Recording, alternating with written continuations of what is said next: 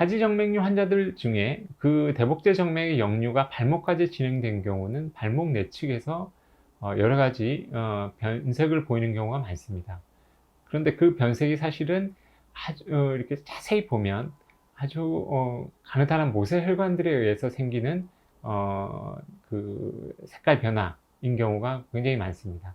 일단 그 모식도를 좀 보여드리면, 원래 이제 대복제 정맥 쪽으로 하지정맥류가 만들어질 때는 신부정맥에서 가던 피가 대복제 정맥 쪽으로 역류를 하게 됩니다. 대복제 정맥이 이렇게 이제 판막이 변성이 되어 있으면 그쪽으로 역류를 하게 되는데요.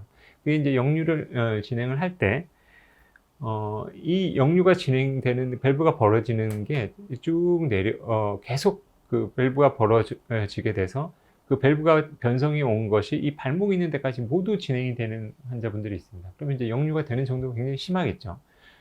심하게 됩니다. 심하게 되고, 보통은 이런 경우 이제 이 대복제 정맥의 내측에 있는 신경 가까이 있는 대복제 정맥이 변성이 오게 되면 그쪽까지 역류가 진행되고 나서 굉장히 불편한 증상도 심해지게 됩니다. 그런데 이제 이렇게 진행이 계속 되다 보면 이 여기에 연결돼 있던 가느다란 혈관들도 확장을 하게 됩니다. 이번 증례를 보게 되면 이제 대복제 정맥 쪽에서 역류를 진행을 해서 혈관들이 이제 허벅지 안쪽에서부터 이렇게 튀어나오기 시작한 증례입니다. 이렇게 튀어나온 건데, 튀어나온 정맥류도 있지만 실제로 대복제 정맥의 역류는 이 튀어나온 정맥과 상관없이 계속 진행을 하게 됩니다. 진행을 하게 되고, 발목 약간 위쪽에서 큰 관통정맥을 만나면서 그 역류가 되는 정도가 더 심해집니다. 그래서 이렇게 발목 내측에까지 색깔이 변색이 되어 있는 양상을 보입니다. 근데 환자분들은 이제 이게 색깔이 변해 있다고 표현을 하는데, 자세히 보면 이것들은 아주 가느다랗게 늘어나 있는 혈관들입니다.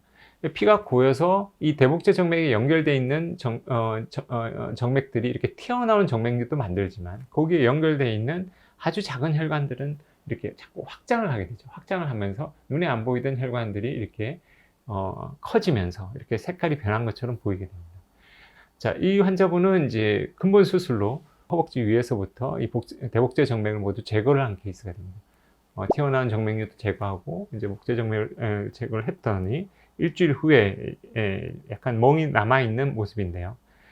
발목에 있는 부분까지 모두 복제 정맥을 처리를 했고, 발목 위쪽에 있는 관통 정맥도 모두 결차를 하면서 이제 제거가 되는 케이스입니다.